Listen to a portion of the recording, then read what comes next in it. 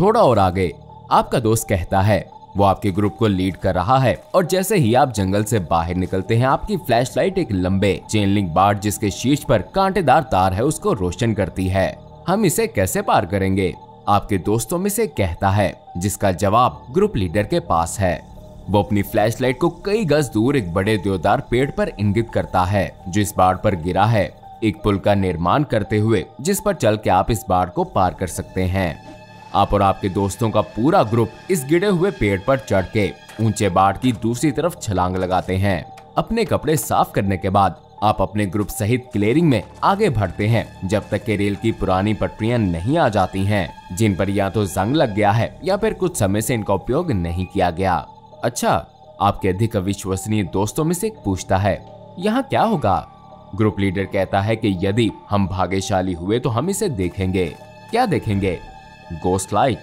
वो फिर बताता है कि कुछ रातों में इस रेल की पटरियों के आसपास घूमते हुए एक रहस्यमय लाइट दिखाई देती है। ये है क्या? आपका दोस्त कहता है कि कई साल पहले, शायद 100 या उससे भी अधिक, ये रेल मार्ग का एक व्यस्त मार्ग होता था। एक रात यूनियन पैसिफिक का एक वर्कर उन पटरियों के एक हिस्से की जांच करने निकला था जो डैमेज हो गई थी। वर्कर अपनी मंद लाइट लेकर रात में निकल पड़ा और वो पटरियों के साथ चलता रहा जब तक वो यहाँ नहीं पहुँचा जहाँ हम हैं। उसे दिखा कि एक रेल की पटरी डैमेज्ड है और वो इसकी जांच करने के लिए नीचे झुक गया। कोई भी नहीं जानता कि उसने ट्रेन को अपनी ओर आते क्यों नहीं सुना। रात थी और सन्नाटा था और ट्रेन सीटी बजाती आ रही थी, पर वो फिर कभी कुछ भी नहीं सुन पाया क्योंकि ट्रेन के टकराने से उसका सर धड़ से अलग हो गया। अब रात में बिना सर वाला वर्कर केवल अपनी लाइट की मदद से अपने लापता सर की तलाश में निकलता है। ये एक बकवास कहानी है। ऐसे कैसे हो सकता है कि किसी को ट्रेन की आवाज न आए? मुझे नहीं पता, लेकिन सच यही है। नहीं, ऐसा नहीं है। जैसे ही दोनों में बहस छिड़ती है, उनके एक दोस्त को कुछ दिखता है। रुको, उधर देखो। हर कोई उसी दिशा में देखता है जहां आप इशारा करते हैं। एक और डिम बॉल ऑफ लाइट हवा में लटकी हुई दिखती है। देखा, मैंने कहा था ये सच है। वो जैसे ही इस लाइट बॉल की ओर बढ़ता है, ये वास्तव में हिलती है, आगे या पीछे होती हुई बिल्कुल उसी गति में जिस गति में वो आगे बढ़ता है, जैसे कि उससे दूरी बनाए रखने के लिए। लेकिन जब वो एक कदम पीछे होता है तो लाइट भी वैसे ही करती है। उधर देखो, एक और। क्या चल रहा है? क्या ये बिना सर वाले वर्कर्स के भूत हैं? सभी अपने लापता सिरों की खोज कर रहे हैं, लेकिन ये लाइट अनिये की तुलना में तेज है और जबकि अनिये ने आपके ग्रुप से एक दूरी बनाई हुई है, ये वाली धीरे धीरे आपकी ओर आ रही है। अब हम क्या करेंगे? मुझे नहीं पता, लीडर कहता है। मैंने कभी पहले किसी भूत का सामना नहीं किया। लाइट आपके ग्रुप की ओर आ रही है और कोई नहीं जानता कि क्या करना है। डर में जमे हुए आप देखते हैं कि लाइट सीधी आपके पास से गुजरती है और आपके दोस्त चिल्लाने लगते हैं क्योंकि ये आपके सीने में समा जाती है। हालांकि उनकी चीखें शांत होने लगती हैं, ऐसे जैसे आप पानी के भीतर हों और केवल आपकी हेयरिंग ही ऐसा महसूस नहीं कर रही। आपका पूरा शरीर ऐसा महसूस करता है कि आप किसी तरल में डूबे हैं। आप सांस नहीं ले पाते और हवा में अपने हाथ मारते हैं जैसे तैरने की कोशिश कर रहे हों, लेकिन असफल। आप चिल्लाते हैं और फिर जमीन पर गिर जाते हैं क्योंकि लाइट आपके शरीर में से गुजर जाती है जैसे आप वहां थे ही नहीं। आपके दोस्त आपकी मदद के लिए आते हैं और पूछते हैं कि क्या हुआ था, लेकिन अभी उनको बताने का समय नहीं है क्योंकि 2 और तेज लाइट्स आपके सामने हैं। आप डर जाते हैं कि अब ये आपके साथ क्या करेंगी, लेकिन इससे पहले कि आप इस विचार में और डूबते, अंधेरे में से एक आवाज आती है, वही रुक जाओ। ये 2 लाइट्स के बड़े गोले एक ब्लैक SUV की हेडलाइट्स हैं, जिसमें से 2 आर्म्ड गार्ड्स बाहर निकले हुए हैं। आखिरी बात जो आप सुन पाते हैं वो ये थी, मुझे विश्वास नहीं होता कि ये फिर से करना होगा। और इसके बाद आप अपनी झांक में कुछ लगता देखकर बेहोश हो जाते हैं। जब आप अपनी आंखें खोलते हैं तो खुद को अपने दोस्तों सहित अपनी गाड़ी में पाते हैं। वो भी ऐसे ही दिखते हैं जैसे अभी उठे हों। सूरज अभी अभी निकला है और आप देवदार पेड़ों के एक जंगल के पास सड़क के किनारे पर खड़े हैं। हम यहाँ पर क्या कर रहे हैं? पीछे बैठा आपका दोस्त पूछता है। मुझे याद नहीं, लेकिन सुबह हो गई है, चलो यहाँ से चलें। आप ये कहकर गाड़ी ड्राइव करते हैं और आपको पिछली रात की घटनाओं का कुछ भी याद नहीं है। दोस्तों का ये ग्रुप काफी भाग्यशाली था। वो जो जानते थे वो the good don lights urban legend से थोड़ा अधिक था, लेकिन ये वास्तव में एक रहस्यमयी और खतरनाक अनोमली है जिसे SCP फाउंडेशन SCP-2640 के रूप में बेहतर जानती है।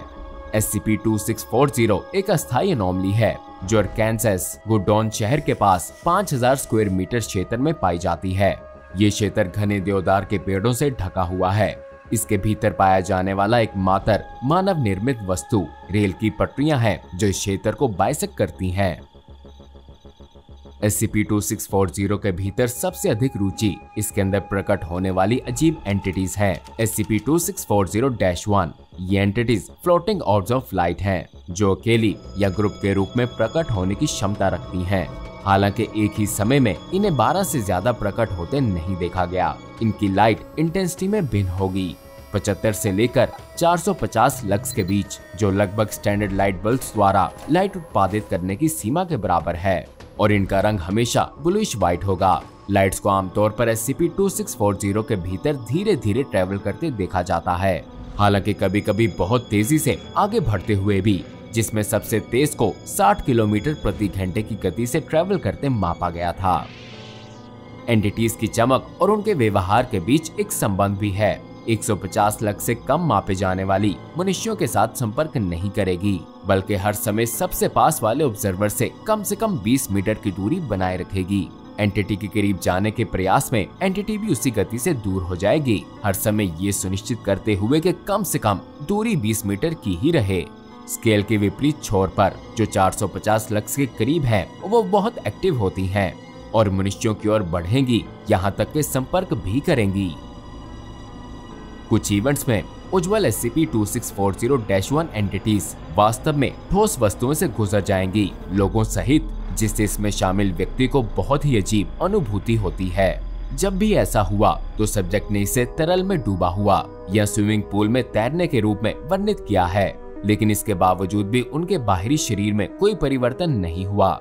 पानी में होने की ये भावना उस समय शुरू होगी जब 2640-1 एंटिटी उनके शरीर के साथ संपर्क करेगी और फिर खत्म हो जाएगी जब उनके शरीर से बाहर निकलेगी।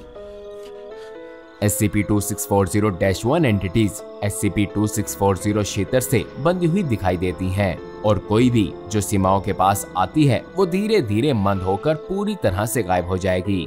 SCP-2640 की नेचर को और विशेष रूप से इसमें पाई जाने वाली 2640-1 एंटिटीज को बेहतर ढंग से समझने के लिए डी क्लास कर्मियों के साथ इस क्षेत्र में एक अभियान किया गया। 3 डी क्लास कर्मी स्पेशल इक्विपमेंट से लेस थे जो किसी भी क्षेत्र में रिलेटिव रियलिटी डिस्टॉर्शन को मापने में सक्षम थे और उन्हें SCP-2640 के भीतर रेल ट्रैक के साथ चलने का ऑर्डर दिया गया और साथ ये भी कि यदि उनको कोई भी अजीब अनुभव हो तो वो रिपोर्ट करें। जैसे जैसे वो SCP-2640 के भीतर आगे बढ़ते गए, उनके इक्विपमेंट ने रियलिटी डिस्टॉर्टिंग इफेक्ट्स को डिटेक्ट किया और जैसे ही ऐसा हुआ SCP-2640-1 एंटिटीज दिखने लग गईं। इसके बावजूद कि वो इन भूतों से जितना भी डर जाएं, डी क्लास कर्मियों को सख्त ऑर्डर्स थे कि वो भागेंगे नहीं।